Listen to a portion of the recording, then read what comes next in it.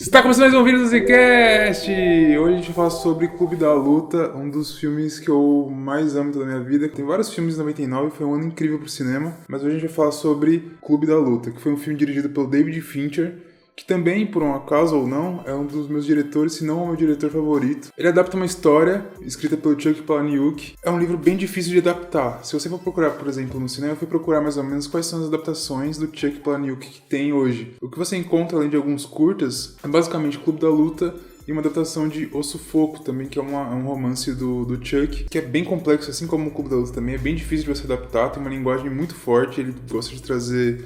Não é uma linguagem forte por tem palavrões, não é isso, é forte pelas imagens que ele traz, pelas histórias que ele relata que são tão reais a ponto de incomodar, de ser até bizarras assim no final das contas. O Sufoco foi dirigido pelo Clark Gregg, pra quem que é esse cara? É o Agente Coulson, que é o cara do Vingadores lá, que todo mundo conhece, ele dirigiu e tá com uma nota não tão alta assim no IMDb, eu não assisti ainda.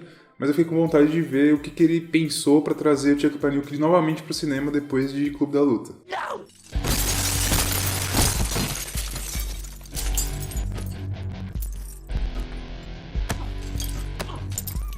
O filme, quando foi lançado, obviamente pela temática, por trazer a violência extremamente agressiva e algumas outras coisas que lembra bastante se a gente vê o que aconteceu no ano passado, por exemplo, com o Coringa. Uma temática bizarra que pode fazer com que as pessoas pensem em coisas que não deveriam pensar ou cause algum tipo de burburinho no público. E Clube da Luta ele tem um pouco disso, então teve o mesmo burburinho que teve ano passado, teve também no lançamento de Clube da Luta. Será que esse filme é um perigo para os jovens? Aquele negocinho que a gente viu com Coringa, por exemplo. A sinopse básica do filme, pra gente começar a entrar um pouco, entender o que é Clube da Luta, é um cara que ele é o narrador, ele não tem um nome, claro. No livro, se eu não me engano, era Joe. Enfim, tem gente que chama ele de Jack e gente que chama ele só de narrador. Eu vou chamar ele aqui de narrador. Ele tem uma vida extremamente pacata, em que ele tem um emprego que ele não gosta, ele não consegue se encontrar. Como o livro, a ideia da crítica ao consumismo, né? O consumismo, ele torna a gente essa pessoa em busca da essência que nunca encontra. Então a gente trabalha em algo que a gente não gosta para juntar dinheiro e consumir. Isso não alimenta as pessoas e não torna elas felizes. Então elas vão trabalhar de novo em alguma coisa que ela não gosta para ter mais dinheiro e consumir ainda mais. Então é um ciclo meio bizarro que o filme ele tenta trazer isso com uma crítica bastante forte. Em relação a isso tudo, ele, numa dessas crises, ele tem insônia, ele não consegue dormir, ele chega num médico e fala, cara, você não tem problema nenhum. E ele vai numa galera que tem câncer de testículo pra ver o que é a dor de verdade. E quando ele chega lá, o que ele sente é um grande alívio de estar ali, de ver aquelas pessoas se abrindo e conseguindo chorar, mesmo que seja um choro meio falso, no final das contas. Quando ele encontra outra personagem que é introduzida, que é a Marla, que assim como ele também é uma falsária, até porque ela parece que é uma daquelas comédias do Chuck que é meio bizarra assim, ela aparece num encontro de pessoas com câncer de testículo, é uma mulher. E aquilo meio que expõe ele. Ele fala, poxa, ela estando aqui, eu sei que é falso, eu não consigo me abrir mais, eu não consigo chorar, eu não consigo... Não funciona mais pra mim dessa forma. Então eles têm o primeiro embate ali. E depois você tem o outro personagem que alimenta ainda mais a história, que é o Tyler Durden, que é como se fosse o oposto de tudo aquilo. Ele é meio como se fosse um anarquista, ele não acredita na sociedade, ele vai no total oposto àquilo. E a partir daí, não só a filosofia de vida dele, como os atos vão escalonando e as coisas vão indo, e eles decidem juntos criar o Clube da Luta, que é o começo disso tudo. A partir de agora, você tem a sinopse do filme, é um filme de 99, acredito que você já tenha visto, vai ter vários spoilers aqui pra gente comentar um pouco, tentar entender o que o filme representou pra mim, o que eu acredito, pego de interpretações do filme, coisa nesse sentido. Se você não viu ainda, quer muito ver, no Amazon Prime tem ele lá, eu revi ele pelo Amazon Prime. A gente vai deixar um linkzinho aí para você poder assinar o Amazon Prime pelo nosso link. Não vai pagar mais caro. E ao mesmo tempo você vai ter não só o serviço do Amazon Prime, que tem vários filmes e séries, como também você vai ter frete grátis com compras na Amazon. Então dá uma olhada aí pelo nosso link.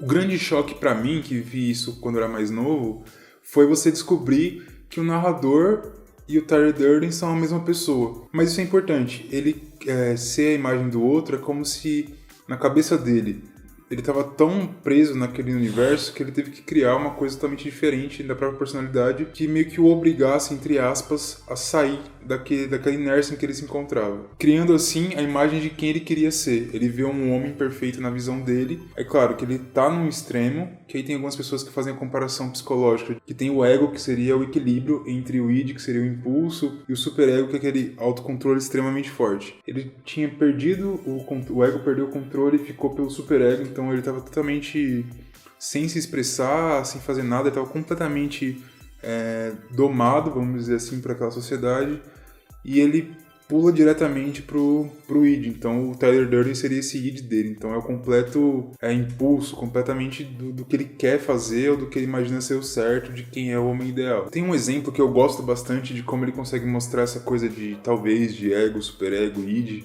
que é uma cena que eles estão conversando num bar. A fotografia é muito incrível, porque você vê, por exemplo, o narrador, no fundo dele tem uma parte do bar que está em azul e uma parte que está em amarelo. Esse amarelo representa o id, representa o próprio Tyler, tanto que quando você vê o take do Tyler falando, o fundo é completamente amarelo, então você vê a divisão ali na sua cara o tempo todo. É claro que tem coisas muito mais óbvias do que isso, mas tem algumas formas em que, quando você tem um livro, você tem não só como descrever as coisas externas, como também o que está na cabeça do personagem, as coisas internas. E no filme, quando você vai adaptar para uma coisa audiovisual, você não tem essa característica tão fácil. Eu acho muito incrível como, por exemplo, uma das cenas em que ele está viajando a trabalho o tempo todo, ele fala uma frase em que é mais ou menos assim: se você acorda todos os dias em um local diferente, em horários diferentes, será que você poderia ser outra pessoa?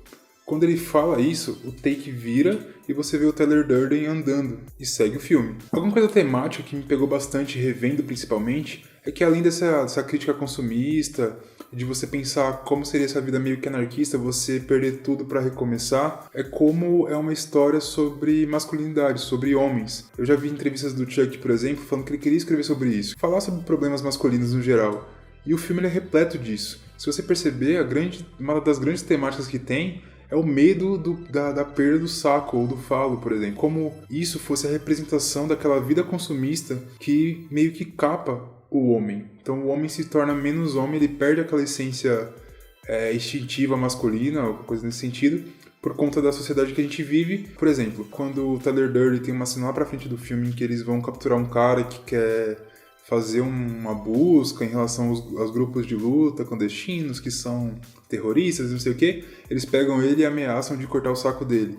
Quando o próprio narrador ele vai pra polícia descobrindo, né, o plano do Tyler, tenta falar o que tá acontecendo, os policiais prendem ele e ameaçam cortar o saco dele. Tem uma hora que ele fala, minha casa explodiu, a minha vida era aquela casa, e o Tyler fala, cara, podia ser pior. Uma mulher poderia ter cortado seu saco, seu pinto e jogado fora. Tipo, é sempre isso, então é um medo constante. Essa imagem ele utiliza para mostrar qual que é a visão masculina que o próprio narrador tem, que ele perdeu a masculinidade por conta da vida que ele vive, coisas nesse sentido. Você vê a própria filosofia do Tyler Durden é muito nesse sentido. Ele fala bastante em relação a como os homens que aparecem em propaganda são falsos, não é aquilo, o homem de verdade ele tem que apanhar. E esse é um outro ponto, que é mostrar a violência como essa outra forma, né? Você tem a ideia de utilização da violência para mostrar aquela perda do estresse, como se fosse algo inerente dos homens. Faz sentido você ter uma história de homens contando isso ou tendo essa visão, e você conseguir passar aquela coisa que passa na cabeça dos homens e tal. Outro ponto ainda é a visão paterna. Ele comenta no filme, eu não sei se faz muito sentido, mas que os homens estão dessa forma hoje porque eles são criados por mulheres. Eu não sei qual sentido que isso faz, mas de certa forma o que ele quer pregar ali é aquela ideia da falta da paternidade. Então, tanto o narrador quanto o Tyler, eles falam que tem pais ausentes e pais escrotos e coisas nesse sentido que não participaram da criação deles. E aqui, o que eu peguei, por exemplo, é um pouco da ideia de você ter aquele segundo pai. Como, por exemplo, sei lá, você luta artes marciais e você encontra um mestre. E aqui o Tyler faz esse papel, que enfrenta ele para ensinar como ser uma nova pessoa, colocar comportamentos que ele considera certos masculinos nesse sentido e coisas assim, enfim. Mas é claro que o filme ele mostra como esse comportamento, de certa forma, não funciona tão bem. Porque quando você está assistindo o filme, você percebe, por exemplo, que a crítica no começo ali é você não ser mais um indivíduo. Você está nessa sociedade que você perde a sua individualidade. Mas quando você chega no final do filme, por exemplo, em que aquele clube da luta vai se tornando numa coisa meio que um grupo de terroristas mesmo, de jovens que estão perdidos e se sentem atraídos por isso tudo, querendo buscar esse segundo pai, que vai tirar eles daquela mesmice, daquele trabalho estranho, de tudo que foi criticado no filme, eles entram ali e se tornam pessoas sem nomes, por exemplo. Então eles perdem a individualidade do mesmo jeito, naquela anarquia maluca. Eles só acham um ideal para seguir que eles acreditam que seja o certo. Então, parece um pouco irônico, um pouco até bobo que acontece no final. E tudo isso evidencia um pouco do que a gente está vivendo nos últimos anos, né? Quando você tem, por exemplo, é uma forma que o ISIS faz. Ele busca esses jovens que não têm, que se sentem perdidos, se sentem sem propósito, sem saber o que fazer, não tem o que o próprio filme fala, não tem uma grande guerra ou uma grande depressão para eles se focar, então eles estão totalmente perdidos, sem saber o que fazer na sociedade que a gente vive, e eles buscam por alguma ideologia, alguma coisa forte que consiga unir, e o ISIS usa isso para atrair os jovens, por exemplo, dos Estados Unidos para... que não faz muito sentido você parar para pensar, né? São os grandes inimigos e eles pegam jovens americanos para causarem atentados terroristas em nome deles, então é uma coisa meio que bizarra e contraditória, mas que o filme naquela época ele fala um pouco disso, desses jovens perdidos, e que você dando uma ideologia, dando um propósito, falando que ele é importante, mesmo que não seja importante individualmente, mas no grupo, talvez ele vá para essa loucura e vai fazer essas coisas mesmo sem pensar, porque tem uma coisa maior, um ideal maior, é isso que o filme critica. Tendo aquele final em que ele destrói, que é diferente do livro, né? O livro é uma coisa um pouco mais violenta e talvez mais nihilista, mas no filme tem até uma visão que tem um pouquinho mais, tem um charmezinho a mais do que tem no livro. A conclusão geral, assim, que eu tiro do filme, que eu gostei tanto, é porque, de fato, o que o Chuck fala tem um fundo de verdade. Ele é um filme que trata de masculinidade, não é uma coisa tão comum. Geralmente você tem filmes em que, ou séries, ou livros, enfim, que eles têm a masculinidade como uma coisa que não pode ser discutida. O homem ele não fala sobre masculinidade, então você tem aquele ideal, você tem uma figura, que é o Superman, que é sei lá o quê, que é um herói calado, que fala muito pouco. Você não discute problemas da masculinidade ou coisas até bobas, idiotas e erradas, como no filme tem. Pessoas que têm essa opinião, eles falam, e é isso, porque é a forma que o homem pensa como que ele tem que ser. De fato, eu acho que isso é uma das coisas que mais chama a atenção. Além, é claro, de conversar muito com as pessoas nesse sentido de você se sente perdido.